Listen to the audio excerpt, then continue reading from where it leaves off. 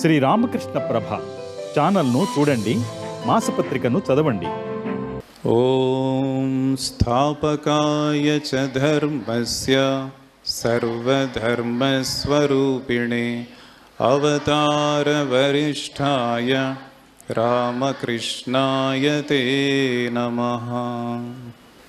స్వామి వివేకానంద పేరు చాలామంది వినుంటారు, అందరూ వినే ఉంటారు. మరి స్వామి వివేకానంద యువతకు ఆదర్శం అని గుర్తించి భారతదేశ ప్రభుత్వం 12th జనవరి ఆంగ్ల క్యాలెండర్ ప్రకారం స్వామి వివేకానంద జన్మించిన రోజు 12 జనవరి నేషనల్ యూత్ డేగా డిక్లేర్ చేయడం జరిగింది. 1984లో డిక్లేర్ చేశారు. 1985 నుంచి కూడా నేషనల్ యూత్ డే భారతదేశం అంతా కూడా మనం జరుపుకుంటున్నాం. నేషనల్ యూత్ డే అని స్వామి వివేకానంద బర్త్డేని జరుపుకోవడం ఏంటి? స్వామి వివేకానంద సాహిత్యం మనం చదివితే తెలుస్తుంది ఏ విధంగా స్వామి వివేకానంద యువతకు ఆదర్శం అని.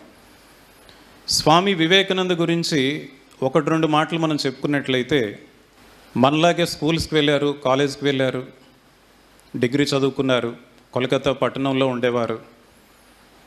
తర్వాత రోజుల్లో రామకృష్ణ పరమహంస వారితో పరిచయం ఏర్పడింది, వారిని గురువుగా స్వీకరించారు. ఒక సన్యాసిగా జీవితాన్ని గడపాలని నిర్ణయించుకున్నారు. స్వామి వివేకానంద 1863లో జన్మించారు. 30 సంవత్సరాల వయస్సు, అంటే 73, 83, 93. 1893లో అమెరికాలోని షికాగో నగరంలో ఒక చక్కని సమావేశాలు ఏర్పాటు చేయడం జరిగింది. సర్వమత మహాసభలు అంటారు, వాటినే విశ్వమత మహాసభలు అంటారు.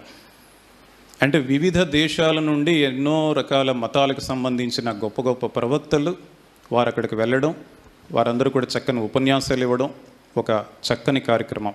భారతదేశం నుండి స్వామి వివేకానంద సనాతన ధర్మాన్ని రిప్రజెంట్ చేస్తూ, భారతదేశాన్ని రిప్రజెంట్ చేస్తూ తప్పకుండా ఈ షికాగో నగరం వెళ్ళాలని ఎంతోమంది రిక్వెస్ట్ చేశారు. స్వామి వివేకానంద రామకృష్ణుల వారు, శారదమ్మ ఆదేశం ప్రకారం షికాగో వెళ్ళడం జరిగింది. అప్పటి వరకు కూడా భారతదేశం అంటే ప్రపంచానికి ఉన్న అభిప్రాయం, ఇదొక పేద దేశం, ఇదొక బానిస దేశం, ఎందుకు పనికిరాని వారు, భారతీయులు ఎవరు అంటే ఎందుకు పనికిరాని వారు, ఇటువంటి అభిప్రాయం ఉండేది. స్వామి వివేకానంద ఉపన్యాసం ఇవ్వాల్సిన సమయం వచ్చింది. ఆ ఉపన్యాసం ఎంతసేపు ఉంటుంది అంటే హార్డ్లీ 5 minutes, మరీ ఎక్కువైతే 10 minutes. అయితే అక్కడ జరిగింది ఏంటి? స్వామి వివేకానంద ఉపన్యాసం ఆరంభించడానికి ముందు సరస్వతీదేవి అమ్మవారిని ప్రార్థించుకున్నారు, వారి గురువుగారికి ప్రణామం చేసుకున్నారు. ఇంకా ఉపన్యాసం ఆరంభించలేదు, 5 పదాలు ఆంగ్లంలో చెప్పారు. 5 పదాలు ఏంటంటే sisters and brothers of America. First sisters అన్నారు, జాగ్రత్త గుర్తుంచుకోండి, sisters and brothers of America. ఈ 5 పదాలు అయిన వెంటనే వారిలో ఎందుకు ఆనందం కలిగింది, ఎందుకు ఉత్సాహం కలిగింది ఎవరికి కూడా తెలియదు. అక్కడ ఉన్న ఆడియన్స్ ఎంతమంది అంటే సుమారు 7,000 మంది.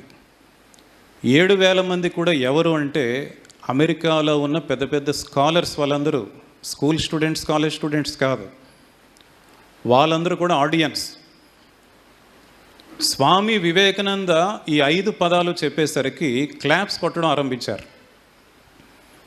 ఎంతసేపు కంటిన్యూస్గా క్లాప్స్ కొట్టారు అంటే 2 నిమిషాల పాటు.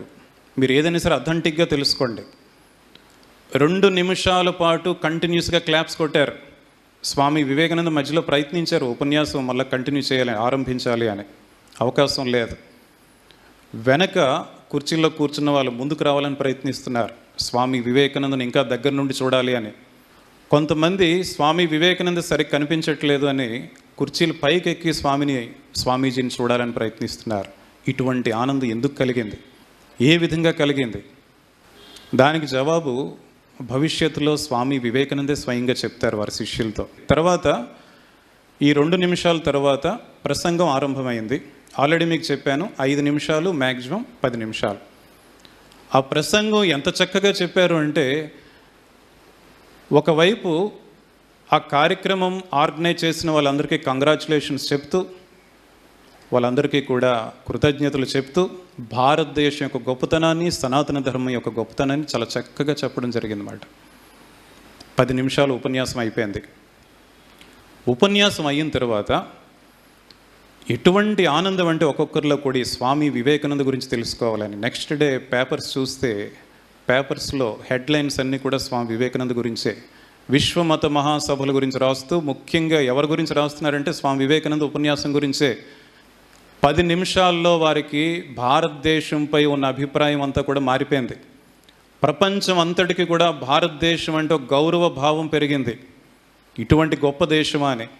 కాబట్టి ఇక్కడ మనం గుర్తుంచుకోవాలి, స్వామి వివేకానందకు ప్రపంచానికి భారతదేశంపై ఉన్న అభిప్రాయం మార్చడానికి 10 నిమిషాల సమయం సరిపోయింది. అంతకు మించి ఎక్కువ అవసరం పడలేదు. మరి 1893లో ఈ ఉపన్యాసం జరిగిందని చెప్పుకున్నాం. దాని తర్వాత 4 ఇయర్స్ తర్వాత 1897 రామకృష్ణ మిషన్ అనే సంస్థ ఆరంభించడం జరిగింది. అయితే ఆ రామకృష్ణ మిషన్ సంస్థ గురించి 1-2 వాక్యాలు చెప్పడానికి ముందు, స్వామి వివేకానందకు ఆ రోజు ఎందుకు ఆ విధంగా క్లాప్స్ కొట్టారు, ఎందుకు ఆ విధంగా ఆనందం కలిగింది? స్వామి వివేకానంద వారి శిష్యులతో చెప్పిన సమాధానం ఏంటంటే, వారిలో ఉన్న పవిత్రత. నేను బాల్యం నుండి కూడా ఇప్పటి వరకు కూడా ఎటువంటి చెడు ఆలోచనలు రాకుండా, ముఖ్యంగా మహిళలపై ఎటువంటి కామ వాంఛ లేకుండా, కామ భావం లేకుండా నేను జాగ్రత్త పడ్డాను. ఆ మనసులో అటువంటి పవిత్రత ఉండడం వలన అటువంటి శక్తి వచ్చింది. ఉపన్యాసం ఆరంభించకపోయినా స్వామి వివేకానంద ఒక్క మాట చెప్తే చాలు, అదే ఆనందం, అదే ఉత్సాహం. మరి రామకృష్ణ మిషన్ సంస్థ 1897లో ఆరంభించడం జరిగింది. ఈ సంస్థలో ఉన్న ప్రత్యేకత ఏంటంటే ఆధ్యాత్మిక సంస్థ మరియు సేవా సంస్థ. ఇక్కడ ఎన్నో సేవా కార్యక్రమాలు జరుగుతూ ఉంటాయి. చిన్న చిన్న డిస్పెన్సరీల నుండి పెద్ద పెద్ద హాస్పిటల్స్ ఉన్నాయి. రామకృష్ణ మిషన్ అనే సంస్థ వరల్డ్ వైడ్ ఆర్గనైజేషన్. భారతదేశం వ్యాప్తంగా కాకుండా ప్రపంచవ్యాప్తంగా ఉన్న వరల్డ్ వైడ్ ఆర్గనైజేషన్ ఇది. చిన్న చిన్న ట్యూషన్ సెంటర్స్ నుండి పెద్ద పెద్ద స్కూల్స్ ఉన్నాయి, కాలేజెస్ ఉన్నాయి, junior colleges, degree colleges, polytechnic colleges, పెద్ద పెద్ద స్కూల్స్, హాస్టల్స్. ఇవన్నీ కాకుండా యూనివర్సిటీ కూడా ఉంది రామకృష్ణ మిషన్కి, వివేకానంద డీమ్డ్ యూనివర్సిటీ. 200కు పైగా కేంద్రాలు ఉన్నాయి రామకృష్ణ మిషన్ సంస్థకు, భారతదేశం, ప్రపంచం అంతా కలిపి. ఈ సంస్థల్లో అక్కడున్న పరిస్థితులకు తగ్గట్టు డిఫరెంట్ యాక్టివిటీస్ ఉంటాయి. యూనివర్సిటీ ఎక్కడుంది అంటే బేలూరు మఠం దగ్గరలో ఉంది. కలకత్తాకు దగ్గరలో బేలూరు మఠం ఉంది. రామకృష్ణ మిషన్ కేంద్రాలన్నింటికి కూడా హెడ్ క్వార్టర్స్ ఈ బేలూరు మఠం పక్కనే వివేకానంద డీమ్డ్ యూనివర్సిటీ ఉంది. ఇంకా ఎన్నో యాక్టివిటీస్ మెడికల్ ఫీల్డ్లో, ఎడ్యుకేషనల్ ఫీల్డ్లో, వెల్ఫేర్ యాక్టివిటీస్, ముఖ్యంగా ఉమెన్కి, చిల్డ్రన్కి డిఫరెంట్ యాక్టివిటీస్ ఉన్నాయి. ఇక్కడ మనకు సందేహం రావాలి. ఇక్కడ చూస్తే మీరంతా సన్యాసులు కనిపిస్తున్నారండి. ఈ సేవా కార్యక్రమాలు అసలు ఎందుకు చేస్తున్నారు? ఎందుకంటే స్వామి వివేకానంద చెప్తారు, రామకృష్ణ పరమహంస శారదమ్మ చెప్తారు, శివజ్ఞానే జీవసేవ. మనిషిలో ఉన్న భగవంతునికి సేవ చేయడమే నిజమైన పూజ. మనం మందిరాల్లో, చర్చిల్లో, లేదంటే మసీదుల్లో పూజలు, ప్రార్థనలు చేయడం మంచిదే, అది ఎవరు వద్దనట్లేదు. నిజమైన పూజ ఏంటి, నిజమైన ప్రార్థన ఏంటి అంటే మనిషిలో ఉన్న భగవంతునికి సేవ చేయాలి. పూలదండలు వేసి కాదు, నైవేద్యం అర్పించి కాదు, పుష్పాలు అర్పించి కాదు, అగరబత్తులు ఇచ్చి కాదు. మరి ఏ విధంగా మనిషిలో ఉన్న భగవంతునికి సేవ చేయాలి? ఆకలితో ఉన్న వారికి అన్నం పెట్టాలి, సరైన విద్య అందిన వారికి మంచి విద్యను అందించాలి, వైద్య సేవలు అందిన వారికి వైద్య సేవలు అందించాలి. ఇటువంటి సేవలు చేయడమే నిజమైన పూజ. కాబట్టి ఈ రామకృష్ణ మిషన్ సంస్థల్లో మేము ఎందుకు ఇటువంటి సర్వీస్ యాక్టివిటీస్ చేస్తున్నామంటే వీటన్నింటిలో కూడా ఉన్న మెయిన్ ఆశయం ఏంటంటే మనిషిలో ఉన్న భగవంతునికి సేవ చేసే ప్రయత్నం మేమంతా చేస్తున్నాం. ఈరోజు ఈ కార్యక్రమం పెట్టడంలో కూడా ఉద్దేశం అదే. ప్రతి మనిషిలో కూడా డివైన్ పవర్ ఉంది. ఆ డివైన్ పవర్ని మనం గుర్తించి మేనిఫెస్ట్ చేయాలి. That should be our goal. అందుకు ఈ సేవా కార్యక్రమాలన్నీ చేస్తున్నాం. మరి ఇటువంటి సేవా కార్యక్రమాలు చేయడానికి గత సంవత్సరం సుమారుగా రామకృష్ణ మిషన్ సంస్థ ఎంత అమౌంట్ స్పెండ్ చేసింది అంటే ఈ సేవా కార్యక్రమాలన్నిటి కలిపి ప్రపంచవ్యాప్తంగా రామకృష్ణ మిషన్ సంస్థ సుమారు 1000 కోట్ల రూపాయలు స్పెండ్ చేయడం జరిగింది. గుర్తుంచుకోండి. మరి ఈ సంస్థ మీరు ఇక్కడే గుర్తుంచుకోవాలి, ఈ సంస్థ ఏదో చిన్న సంస్థ కాదు, ఈరోజు ఆరంభమైంది రేపు క్లోజ్ అయిపోతుందని. ఆరంభమయ్యి 125 సంవత్సరాలు కంప్లీట్ అయ్యాయి. 125 సంవత్సరాలు కంప్లీట్ అయిన సందర్భంగా మనం ఇటువంటి చక్కని కార్యక్రమాలు జరుపుకుంటున్నాం. ఇంకా ఎన్నో కార్యక్రమాలు జరుపుకోబోతున్నాం. అయితే ఇక్కడ మనం ఈరోజు పెట్టుకున్న థీమ్ ఏంటంటే పర్సనాలిటీ డెవలప్మెంట్ వివేకానంద వే. చాలా అలర్ట్గా ఆలకించండి. పర్సనాలిటీ అనేసరికి యూత్ అందరికీ కావాల్సిన సబ్జెక్ట్ ఇది. సాధారణంగా ఏమనుకుంటారు అంటే ఒక మంచి చక్కని బట్టలు వేసుకోవాలి, హుందాగా కనిపించాలి, చక్కగా మాట్లాడాలి, అవతల వాళ్ళని కన్విన్స్ చేయాలి. Is it real personality? Let us see. Swami Vivekananda మీలాగా కాలేజ్ స్టూడెంట్గా ఉన్నప్పుడు వారి పేరు నరేంద్రనాథ్. దక్షిణేశ్వరం కలకత్తాకు దగ్గరలో అక్కడ రామకృష్ణ పరమహంస వారు ఉంటున్నారు. వారిని కలవడానికి వెళ్ళారు. వెళ్ళేటప్పుడు నరేంద్రనాథ్ ఏ విధంగా ఉన్నారు అన్నది భవిష్యత్తులో రామకృష్ణ పరమహంస వారే చెప్తారు. జాగ్రత్తగా ఆలకించండి. ఆ రోజు నరేంద్రనాథ్ ఎలా ఉన్నారంట, మీలాగా జస్ట్ కాలేజ్ స్టూడెంట్, అప్పుడు ఇంకా సన్యాసి అవ్వలేదు. ఏ విధంగా ఉన్నారు అంటే వారి యొక్క బట్టలు నలిగిపోయి ఉన్నాయి, జుత్తు చిందరవందరగా ఉంది. అయితే మనసు మాత్రం చాలా ఉన్నతమైన స్థితిలో ఉంది.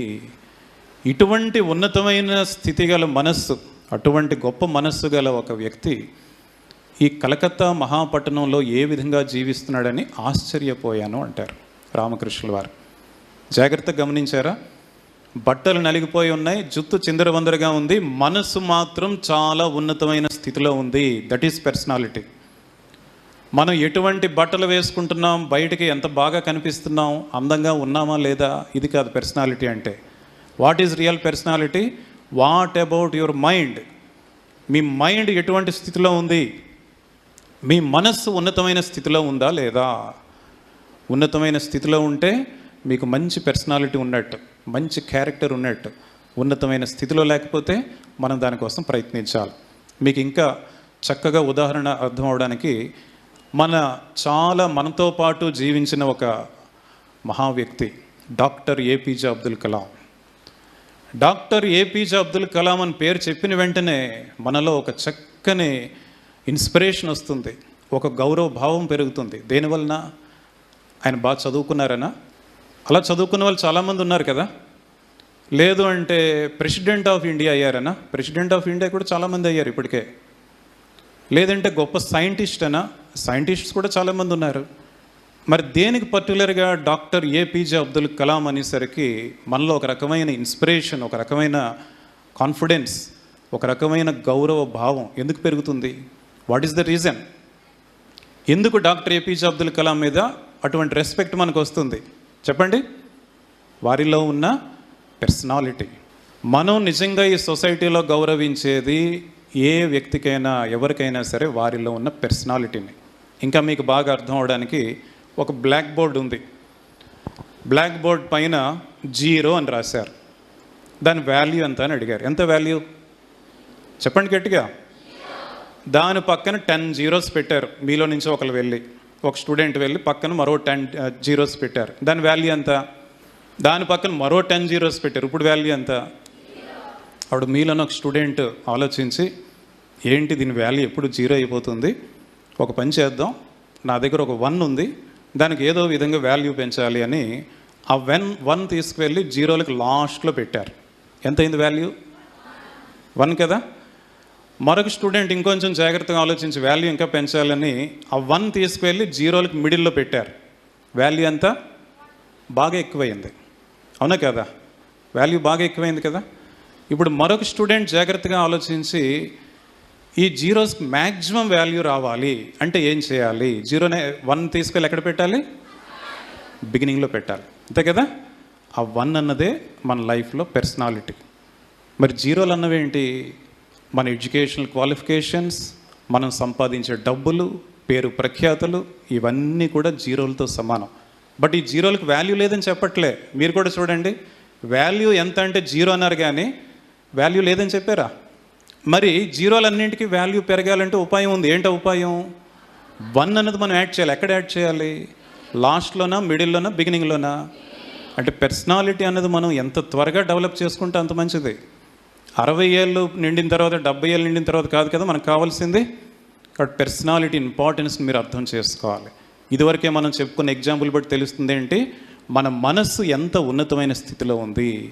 కాబట్టి మనం బాడీకి మంచి ఫుడ్ ఇస్తూ ఉంటాం, అంతవరకు బాగానే ఉంది. చాలామంది చేసే పొరపాటు ఏంటంటే శరీరానికి ఇచ్చే ఇంపార్టెన్స్ మనసుకి ఇవ్వరు. మనసుకు కూడా ఫుడ్ ఇస్తూ ఉండాలి. మనసుకు ఫుడ్ ఏంటి చెప్పండి? మనసుకు ఆహారం ఏంటి? మనం చేసే థాట్స్, ఆలోచనలు. మరి ఇప్పుడు ఏ విధంగా అయితే మనం శరీరానికి కొంతమంది తెలియక గుడ్ ఫుడ్ ఇవ్వడం మంచిది, కొంతమంది తెలియక బ్యాడ్ ఫుడ్ ఇస్తూ ఉంటారు.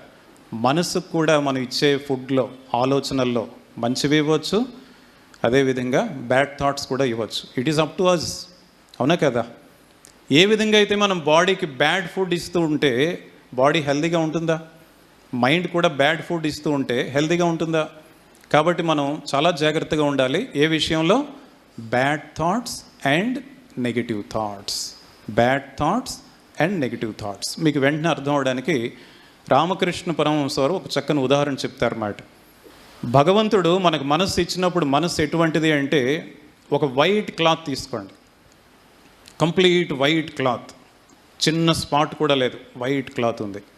ఇప్పుడు ఆ వైట్ క్లాత్ని ఎవరో తెలియక బ్లాక్ వాటర్లో ముంచేశారు. తీసేసరికి ఏమవుతుంది? అది బ్లాక్ క్లాత్ అయిపోతుంది. మరొకరు తెలియక వైట్ క్లాత్ని తీసుకువెళ్ళి రెడ్ వాటర్లో ముంచారు. ఏమవుతుంది? అది రెడ్ క్లాత్ అయిపోతుంది.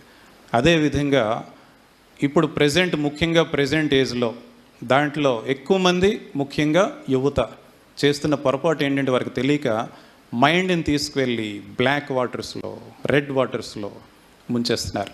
ఏంటవి? ఈ సోషల్ మీడియా చక్కగా యూటిలైజ్ చేసుకుంటే ఓకే. ఆ సోషల్ మీడియా ద్వారా సమ్ నెగిటివ్ థాట్స్, అదేవిధంగా negative ideas, bad thoughts, negative emotions, వీటన్నింటికి కూడా ఎడిక్ట్ అయిపోవడం, వాటి నుంచి బయటికి రాలేకపోవడం. దీనివల్ల ఏమవుతుంది? మన మైండ్ స్పాయిల్ అవుతుంది. దానివల్ల ప్రమాదం ఏంటండి? నిజంగా మైండ్ స్పాయిల్ అయితే ఏమైనా అంత ఇబ్బంది ఉందా? మైండ్ అసలు ఎందుకు ప్యూర్గా ఉండాలి? ఆ వైట్ క్లాత్ ఏ విధంగా అయితే చక్కగా ఉందో అదేవిధంగా మన మనసు కూడా ప్యూర్గా ఉండాలి. వన్స్ మనసులో ప్యూరిటీ లేదు అంటే మనం పర్సనాలిటీ అనేది డెవలప్ చేయడం అనేది అసంభవం. మనసులో ప్యూరిటీ కావాలి, మనసుకు ప్రాపర్ ట్రైనింగ్ ఇవ్వాలి. ట్రైనింగ్ ఇవ్వాలి అంటే ప్యూరిటీ కావాలి.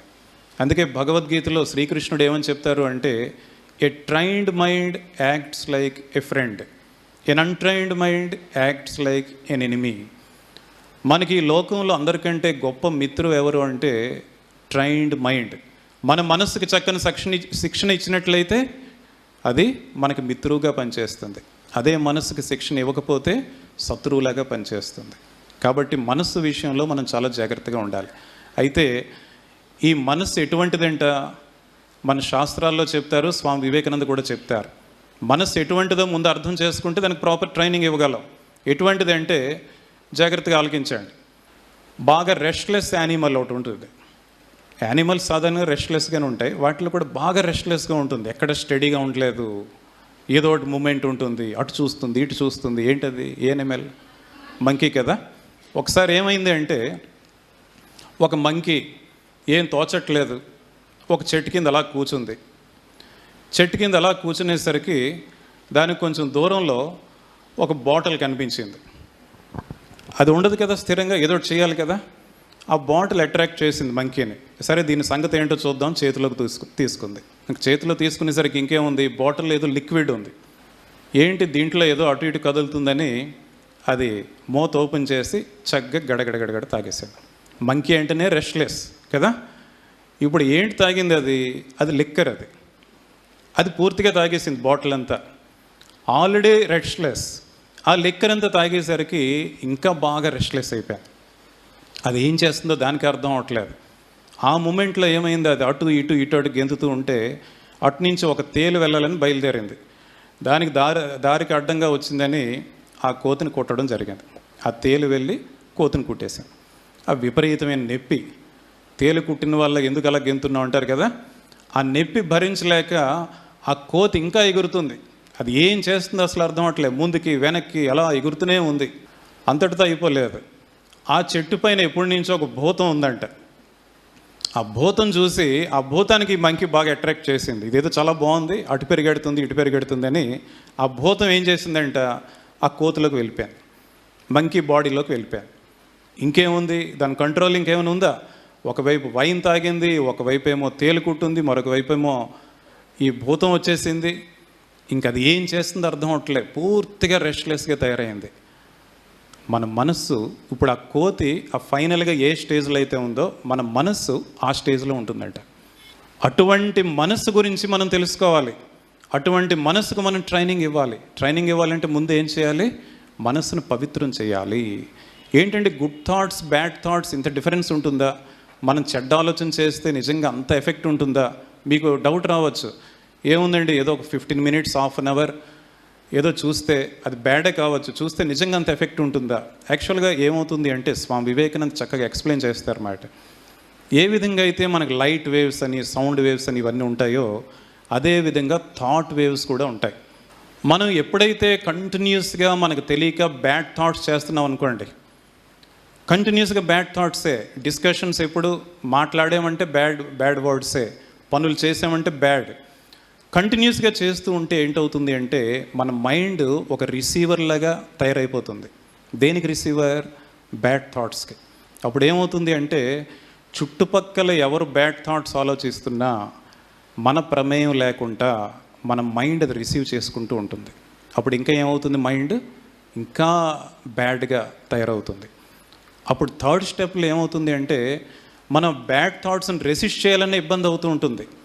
అందుకే చూడండి, ఎందుకు ఎడిక్ట్ అయిపోతూ ఉంటారు చాలామంది యూత్ ఈ సోషల్ మీడియా కానీ, రాత్రి 12 వరకు 1 గంట వరకు నిద్ర లేకుండా ఒకవైపు కళ్ళు మూతలు పడుతున్నా సరే అలాగ సెల్ ఫోన్లు చూస్తూ ఉంటారు. What is the reason?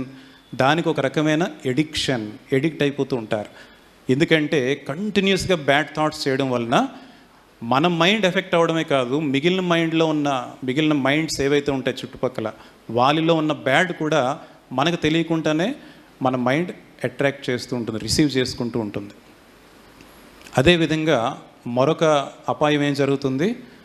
ఏ విధంగా అయితే మన మైండ్ వేరే వాళ్ళ బ్యాడ్ థాట్స్ని రిసీవ్ చేసుకుంటుందో న్యాచురల్లీ మీకు అర్థమయ్యే ఉంటుంది కదా. ఎవరైతే బయట ఎక్కువగా బ్యాడ్ థాట్స్ ఆలోచిస్తూ ఉంటారో వాళ్ళు కూడా మన మైండ్ నుంచి ఇక్కడున్న బ్యాడ్ థాట్స్ అన్ని వాళ్ళు రిసీవ్ చేసుకుంటూ ఉంటారు. కాబట్టి ఓవరాల్గా ఏమవుతుంది? బ్యాడ్ థాట్స్ చేయడం వలన మన మైండ్ స్పాయిల్ అవుతుంది, వేరే వాళ్ళ థాట్స్ మనకు రావడం వల్ల ఇంకా ఎక్కువ స్పాయిల్ అవుతుంది. అండ్ నాట్ ఓన్లీ దట్, మన మైండ్ ఎఫెక్ట్ ఎంత ఎక్కువగా ఉంటుందంటే మనకు తెలియకుండా వేరే వాళ్ళకి కూడా, సొసైటీని కూడా మనం పాడు చేస్తూ ఉంటాం. మనం ఏం మాట్లాడకపోయినా, ఏమి చేయకపోయినా బ్యాడ్ థాట్స్ వలన అటువంటి ఎఫెక్ట్ ఉంటుంది. నెగిటివ్ థాట్స్ కూడా అంతే. మరి దీనికి రివర్స్ చూడండి, కంటిన్యూస్గా మనం పాజిటివ్ థాట్స్ చేస్తున్నాం అనుకోండి, కంటిన్యూస్గా గుడ్ థాట్స్ చేస్తున్నాం అనుకోండి, అప్పుడు ఏమవుతుంది? దానికి రివర్స్ ఏమవుతుంది? మన మైండ్ గుడ్ థాట్స్కి రిసీవర్గా మారిపోతుంది. చుట్టుపక్కల ఉన్న గుడ్ థాట్స్ అన్నీ వస్తూ ఉంటాయి, మన గుడ్ థాట్స్ వేరే వాళ్ళకి వెళ్తూ ఉంటాయి. సొసైటీకి గ్రేట్ సర్వీస్ చేస్తున్నట్టు ఉంటుంది. అందుకే సర్వీస్, సేవ అంటే మీరు ఎక్కడికో వెళ్ళిపోయేది చేసేయాలని కాదు. మీరు చక్కగా మెడిటేషన్ చేసుకొని, ధ్యానం చేసుకొని, మంచి ఆలోచనలు చేసినా సరే it is a great service for our society. అయితే ఇక్కడ అనుకోవచ్చు, సరే స్వామీజీ ఇంతవరకు బాగానే ఉంది, అయితే గుడ్ థాట్స్, పాజిటివ్ థాట్స్ ఇంత ఎఫెక్టివ్గా ఉంటాయి కాబట్టి ఇప్పటి నుంచి ప్రయత్నిస్తాం. అయితే ఇక్కడ సందేహం ఏంటంటే ఇప్పటి వరకు మాకు తెలియకుండా చాలా బ్యాడ్ థాట్స్, నెగిటివ్ థాట్స్ వెళ్ళిపోయి ఉంటాయి కదా, మరి వాటి సంగతి ఏంటి? వాటిని మేము ఎలా బయటికి తీయగలం? దానికి సింపుల్ టెక్నిక్ ఏంటంటే ఒక ఎగ్జాంపుల్ చెప్తాను. ఒక ట్యాప్ ఉంది, ట్యాప్ ఓపెన్ చేశారు అంటే ఫ్రెష్ వాటర్ వచ్చేస్తుంది. ఇప్పుడు ఆ ట్యాప్ కింద ఒక బకెట్ పెట్టారు, బకెట్లో పూర్తిగా మడ్ వాటర్ ఉంది. లాస్ట్లో ఆన్సర్ చాలా ఫాస్ట్గా చెప్పాలి, మీరు జాగ్రత్తగా ఆలకించండి. ఎవరు ఫాస్ట్గా చెప్తారో చూస్తాను. జాగ్రత్తగా ఆలకిస్తున్నారు కదా. బకెట్లో పూర్తిగా మడ్ వాటర్ ఉంది, బురద నీళ్ళు ఉన్నాయి, ఇంకా వేరే మగ్గు కానీ బకెట్ కానీ ఇంకేం లేవు, బకెట్ అంతా బురద నీళ్ళు. పైన ట్యాప్ ఉంది, ట్యాప్ ఓపెన్ చేస్తే ఫ్రెష్ వాటర్, ట్యాప్ కింద బకెట్ ఉంది. ఇప్పుడు మనకు కావాల్సింది ఏంటంటే బకెట్లో బురద నీళ్ళు ఉన్నాయి కదా, అది ఫ్రెష్ వాటర్తో నిండిపోవాలి, అది కావాల్సింది. ఏం చేస్తారు? వెంటనే బురద నీళ్ళు వంపేస్తారు, తర్వాత క్లీన్ చేస్తారు, తర్వాత ఫ్రెష్ వాటర్ పెడతారు. అయితే ఇక్కడ క్వశ్చన్ ఏంటంటే విషయం ఏం జరిగింది? మీరు ఇదే నిలబడ్డానికే ఇబ్బంది పడుతున్నారు. అంటే అంత ఎనర్జీ లేదు, బాగా చిన్న పిల్లలు. అటువంటి చిన్న పిల్లలకి అప్పచెప్తే అవన్నీ చేయగలరా? బురద నీళ్ళు వంపేసి కడిగేసి మళ్ళీ అంచేసి ఇవన్నీ చేయగలరా? వాళ్ళకి కూడా ఏదైనా సింపుల్ సొల్యూషన్ ఉండాలి కదా. మరి అటువంటి చిన్న పిల్లలు కూడా ఇది కావాలి అంటే, ఫ్రెష్ వాటర్తో నింపాలి అంటే, what is the solution? Very good. ఏం చేయాలి? ట్యాప్ ఓపెన్ చేసి వదిలేయాలి. ఇవేం చేయకపోయినా సరే జస్ట్ ఓపెన్ ద ట్యాప్. అప్పుడు ఏమవుతుంది? కొంచెం టైం పట్టినా సరే బురద నీళ్ళన్నీ కూడా బయటకు వెళ్ళిపోతాయి. బకెట్ అంతా కూడా ఫ్రెష్ వాటర్తో నిండిపోతుంది. అవునా కదా? అదేవిధంగా ఈ మైండ్ని క్లీన్ చేసే విధానంలో కూడా, మైండ్ని మనం పవిత్రం చేయాలంటే మనమంతా కూడా చిన్నపిల్లలం కాబట్టి మనం ఏం చేయాలి? ఈ ఫస్ట్ సొల్యూషన్ మనకు అవ్వదు కాబట్టి what is the second solution? Tap open చేయాలి అంతే. చేస్తే ఫ్రెష్ వాటర్ వస్తుంది. అంటే దాని అర్థం ఏంటి?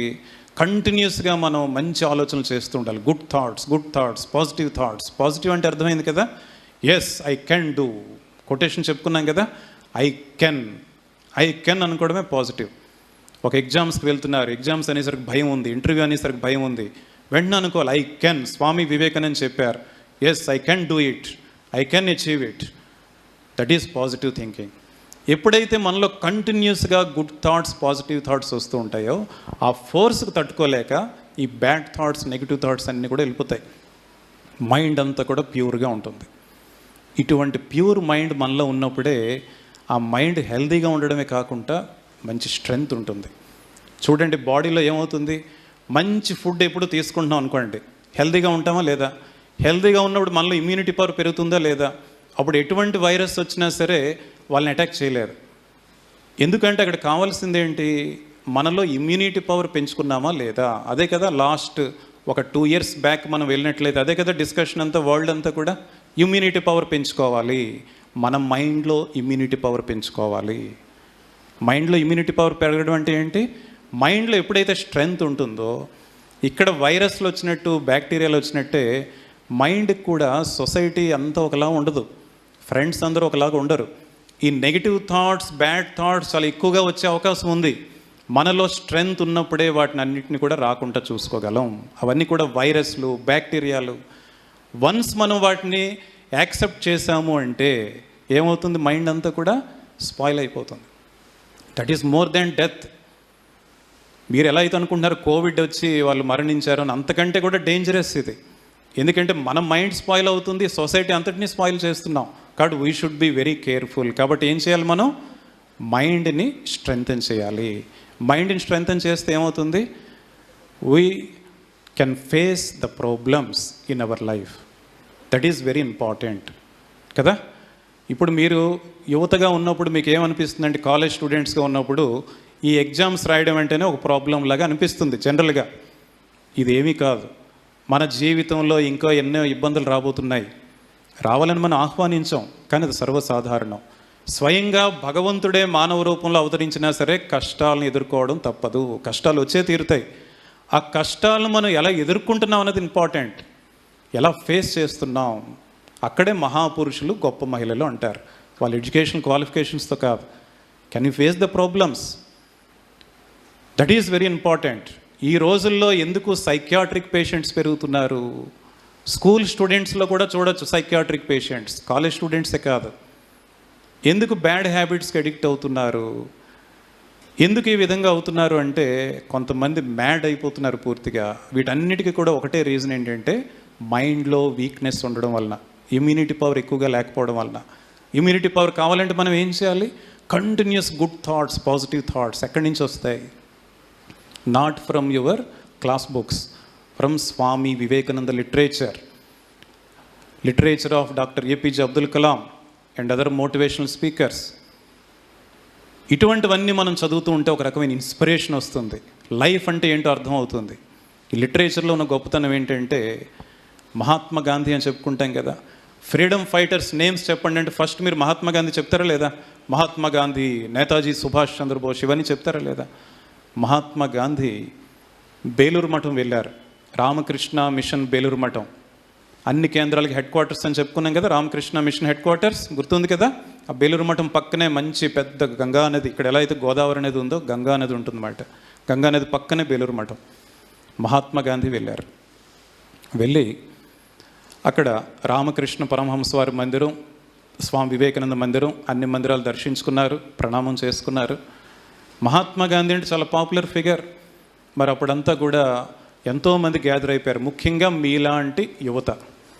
వారందరూ గ్యాదర్ అయ్యి మహాత్మా గాంధీని రిక్వెస్ట్ చేశారు, గాంధీజీ మా కోసం ఏమైనా ఉపన్యాసం ఇవ్వండి. అప్పుడు గాంధీజీ అంటారు, నేను ఇక్కడికి ఉపన్యాసం ఇవ్వడానికి రాలేదు, అయితే మీరంతా అడుగుతున్నారు కాబట్టి కొన్ని మంచి మాటలు చెప్తాను, జాగ్రత్తగా ఆలకించండి అంటారు. మొదటి మాట, మీరంతా స్వామి వివేకానంద పుస్తకాలను చదవండి. ఇది ఫస్ట్ సెంటెన్స్, మీరంతా స్వామి వివేకానంద పుస్తకాలను చదవండి. 2, నేను స్వామి వివేకానంద పుస్తకాలను చాలా క్షుణ్ణంగా చదివాను. 3, స్వామి వివేకానంద సాహిత్యం చదివిన తర్వాత నాలో ఉన్న దేశభక్తి 1000 రెట్లు పెరిగింది. చూసారా, ఎవరినైతే మనం గొప్ప దేశభక్తుడని చెప్పుకుంటున్నామో వారేమని చెప్తున్నారు, స్వామి వివేకానంద పుస్తకాలు చదివిన తర్వాత దేశభక్తి 1000 రెట్లు పెరిగిందంట. అది స్వామి వివేకానంద లిటరేచర్ అంటే. పుస్తకాలు చదువుతూ ఉండాలి. మేము ఎన్ని విషయాలు చెప్తున్నా సరే జస్ట్ 1 or 2 పాయింట్స్ కవర్ చేయగలం అంతే. రోజు కూడా 2 నిమిషాలు చదవండి చాలు. 24 గంటల సమయం ఉంది. 2 నిమిషాలు స్వామి వివేకానంద ఒక్క కొటేషన్ చాలు మీ లైఫ్ని ఇన్స్పైర్ చేయడానికి. ఒకసారి ఏమైందంటే, ఒక అతను ఇండియన్ డిఫెన్స్లో ఉండేవారు. జాగ్రత్తగా ఆలకించండి. పాకిస్తాన్కి భారతదేశానికి వార్ జరిగింది. ఆ వార్లో ఇండియన్స్ చాలామంది చనిపోయారు. దాంట్లో ముఖ్యంగా ఎవరి గురించి అయితే మనం చెప్పుకుంటున్నామో వారి యొక్క మిత్రులు ఎంతోమంది చనిపోయారు, వారికి బాగా పరిచయం ఉన్న వాళ్ళు. ఆయనలో డిప్రెషన్ పెరిగింది, సూసైడల్ థాట్స్ వచ్చాయి. ఆయన ఆలోచించారు, అసలు ఎందుకు జీవించాలి, మనిషి అనేవాడు ఎందుకు జీవించాలి, అంతా నాది నాది అనుకుంటూ జీవిస్తాడు, చివరికి ఏదో ఒక రోజు మరణించడం తప్పదు. ఈ మాత్రం దానికి అసలు జీవించాలా, మనిషి అనేవాడు ఎందుకు జీవించాలి. ఇన్సిడెంట్ ఎందుకు చెప్తున్నానంటే, చాలామంది బయటికి చెప్పుకోలేకపోయిన యూత్లో ఇదో ప్రాబ్లం ఉంటుంది, ఈ సైకియాట్రిక్ ప్రాబ్లమ్స్ అని, సూసైడల్ థాట్స్ అని. ఈ ఆలోచన పెరిగి పెరిగి పెరిగి చివరికి ఆయన డిసైడ్ చేసుకున్నారు, ఆయనకి ఎవరిని అడిగినా ఏ పుస్తకాలు చదివినా సమాధానం దొరకట్లే, అసలు ఎందుకు జీవించాలి, సూసైడ్ చేసుకోవాలని డిసైడ్ చేసుకున్నాడు. ఢిల్లీ రైల్వే స్టేషన్కి వెళ్ళారు. ఢిల్లీ రైల్వే స్టేషన్లో ఇంకా ట్రైన్ రావడానికి ఏదో టైం పడుతుంది, ఆయన ఉన్న ప్లాట్ఫామ్లో ఏదో టైం పాస్కి ఉంటుంది కదా అని ఆ పక్కనే బుక్ స్టాల్ ఉంటే, ఇదంతా నిజంగా జరిగిన సంఘటన. ఎవరి గురించి అయితే చెప్పుకుంటున్నామో వారే ఒక టీవీ ఇంటర్వ్యూలో చెప్పడం జరిగింది. ఒక బుక్ స్టాల్ ఉంది, వీళ్ళు ఏదో బుక్ కొనుక్కున్నారు.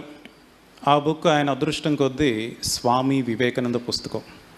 స్వామి వివేకానంద పుస్తకం ఏదో ర్యాండమ్గా ఇలా పేజ్ ఓపెన్ చేశారు. దాంట్లో 2 సెంటెన్సులు చదివారు, 2 వాక్యాలు. ఆయన జీవితం అంతా మారిపోయింది. ఏంటి 2 వాక్యాలు అంటే, ఇతరుల కోసం ఎవరైతే జీవిస్తున్నారో వారే నిజానికి జీవిస్తున్నారు, మిగిలిన వారంతా మరణించిన వారితో సమానం. ఆయనకి సమాధానం దొరికింది, ఎస్ నేను జీవించాలి. నేను ఎందుకు మరణించాలి, ఎందుకు జీవించాలి అంటే, నా కోసం కాదు, నా స్వార్థం కోసం కాదు, ఇతరులకు సేవ చేయడం కోసం జీవించాలి. ఆయన నిర్ణయాన్ని మార్చుకున్నారు, ఆత్మహత్య చేసుకోలేదు. తర్వాత ఎన్నో సేవా కార్యక్రమాలు ఆరంభించారు. తన గ్రామం నుండి మొదలుపెట్టారు. అక్కడ వాటర్ సోర్సెస్ చాలా ఇబ్బందిగా ఉండేది, అవన్నీ కూడా ఏర్పాటు చేశారు. తర్వాత కరప్షన్ గురించి కూడా చాలా ఫైట్ చేశారు భారతదేశంలో, వారే అన్నా హజారే. ఇటువంటి వాళ్ళు ఎంతోమంది స్వామి వివేకానంద ఇచ్చిన 1 or 2 కొటేషన్స్ చదివి వాళ్ళ జీవితం అంతా కూడా మారిపోయింది. మనం ఏదైనా ప్రాబ్లం వచ్చిన తర్వాత సొల్యూషన్ కోసం వెతకడం కరెక్టా, ప్రాబ్లం రాకుండా చూసుకోవడం కరెక్టా? Prevention is better than cure కదా. మనం ఇప్పటి నుంచే రోజుకు 2 నిమిషాలు స్వామి వివేకానంద లిటరేచర్ చదివామనుకోండి, మన మైండ్ ఎంత స్ట్రెంథెన్ అవుతుంది. ఎటువంటి ప్రాబ్లం వచ్చినా yes I can face it, పారిపోకూడదు. ప్రాబ్లం నుంచి పారిపోవాలని ప్రయత్నించారో అది ఇంకా ఫోర్స్ఫుల్గా మన పైకి వస్తుంది. స్వామి వివేకానంద ఒకసారి వారణాసి వెళ్ళారు సన్యాసిగా ఉన్నప్పుడు. దుర్గమ్మ మందిరంలో దుర్గమ్మ వారిని దర్శించుకున్నారు. బయటకు వచ్చి రోడ్డు మీద నడుస్తున్నారు, పెద్ద పెద్ద కోతులు భయంకరంగా, అవన్నీ కూడా వెంటబెట్టడం మొదలుపెట్టాయి స్వామి వివేకానందను. స్వామి వివేకానందకి అటువంటి స్ట్రెంగ్త్ ఉన్న స్వామి వివేకానందకే ఏం చేయాలో అర్థం అవ్వలేదు. ఆయన కూడా పరిగెత్తడం ఆరంభించారు. కోతులు ఇంకా ఫోర్స్ఫుల్గా పరిగెడుతున్నాయి. అప్పుడు దూరం నుండి ఒక సన్యాసి, వృద్ధ సన్యాసి గట్టిగా అరుస్తారు హిందీలో, రుక్ జావ్ రుక్ జావ్ సామ్నా కరో అంటారు. ఆగిపో, ఆగి ఆ మృగాల్ని ఎదుర్కో అనేసరికి వెంటనే స్వామి వివేకానందకు అవును నిజమే కదా, ఎదుర్కోవాలి కదా, ఒక్కసారిగా వెనక్కి తిరిగారు. తన చేతిలో ఉన్న చేతి కర్రతో ఆ కోతులను ఒకసారి భయపెట్టారు. కోతులన్నీ కూడా అక్కడి నుంచి పారిపోయాయి. ఈ సంఘటన స్వామి వివేకానంద అమెరికాలో ఒక ఉపన్యాసంలో చెప్తూ, ఈ సంఘటన నుండి నేను ఒక గొప్ప పాఠాన్ని నేర్చుకున్నాను. ఏంటి ఆ పాఠం అంటే, మన జీవితంలో కూడా కోతుల్లాగా ఎన్నో సమస్యలు మనం వెంటపడుతూ ఉంటాయి. సమస్యలను చూసి పారిపోవాలని ప్రయత్నిస్తే ఇంకా పెద్ద పెద్ద సమస్యలు వస్తూ ఉంటాయి. సమస్యలను చూసి పారిపోవడం కాదు, సమస్యలను చూసి ఎదుర్కోవాలి. ఫేస్ ద బ్రూట్స్ అంటారు, ఫేస్ ద ప్రాబ్లమ్స్. ఎప్పుడైతే మనం సమస్యలను ఎదుర్కొన్నామో మన మైండ్ ఇంకా స్ట్రెంగ్తన్ అవుతుంది. ఇంకా పెద్ద పెద్ద ప్రాబ్లమ్స్ వచ్చినా సరే ఫేస్ చేయగలం. Be ready for it. ఇంకా మైండ్ ఎప్పుడైతే ఈ విధంగా ప్యూర్ స్ట్రెంగ్తన్ అవుతుందో, నెక్స్ట్ గుర్తుంచుకోండి, బాడీ మైండ్ కాంప్లెక్స్ అంటాం కదా మెడికల్ లాంగ్వేజ్లో. మీరంతా అర్థం చేసుకోవాల్సింది ఏంటంటే, ఈ శరీరమే సర్వస్వం కాదు. శరీరం కంటే కూడా హయ్యర్ ఫ్యాకల్టీ మైండ్, అంతకంటే కూడా హయ్యర్ ఫ్యాకల్టీ బుద్ధి, ఇంటలెక్ట్, అంతకంటే కూడా higher faculty divinity. We all are divine. మనలో ప్రతి ఒక్కరిలో కూడా డివైన్ పవర్ ఉంది, ఇన్ఫినిట్ పవర్ ఉంది. అది మనం యాక్సెప్ట్ చేసినా చేయకపోయినా. ఇప్పుడు ఒక సైంటిస్ట్ ఏదో ప్రూవ్ చేశారు, గ్రావిటేషన్ ఫోర్స్ గురించి చెప్పారు, ఎర్త్ గ్రావిటేషన్ ఫోర్స్ ఉంది అని చెప్పారు. మీరు యాక్సెప్ట్ చేయనంత మాత్రాన అది పోతుందా? మీరు యాక్సెప్ట్ చేసినా చేయకపోయినా ఉంటుంది కదా. మనలో ప్రతి ఒక్కరిలో కూడా డివైన్ పవర్ ఉంది అన్న విషయం స్వామి వివేకానంద ఒక్కరే కాదు, కొన్ని వేల సంవత్సరాల క్రితం నుండి చెప్తున్నారు మహర్షులు, గొప్ప గొప్ప మహర్షులు, గొప్ప గొప్ప మహిళలు. వీళ్ళందరూ కూడా వారి జీవితంలో ప్రూవ్ చేశారు, చెప్తున్నారు. మనకు కూడా కావాలంటే మనం కూడా ప్రూవ్ చేసుకోవచ్చు. మనలో ప్రతి ఒక్కరిలో కూడా డివైన్ పవర్ ఉంది, ఇన్ఫినిట్ పవర్ ఉంది. ఆ ఇన్ఫినిట్ పవర్ ఉంది, కానీ అది లోపల ఉండిపోయింది. దాన్ని మనం ఏం చేయాలి? బయటికి తీయాలి, మేనిఫెస్ట్ ఇట్. బంగారు గనులు ఉన్నాయి, భూమిలో ఉండిపోయాయి, దానికి ఏం వాల్యూ ఉంటుందా? బయటికి తీయండి, దాని వాల్యూ పెరుగుతుంది. మనలో ఉన్న ఇన్ఫినిట్ పవర్ని మనం ఏం చేయాలి? బయటికి తీయాలి, మేనిఫెస్ట్ ఇట్. ఎలా బయటికి తీయగలం?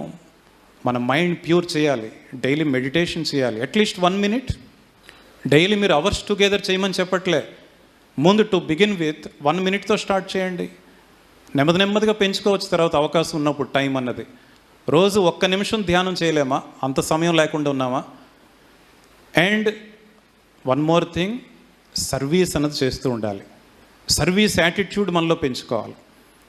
సేవా కార్యక్రమాలు చేస్తూ ఉండాలి. ఆ భావం ఉండాలి, ఇతరుల కోసం నేను ఏదో చేయాలి, మా పేరెంట్స్ కోసం ఏదో చేయాలి.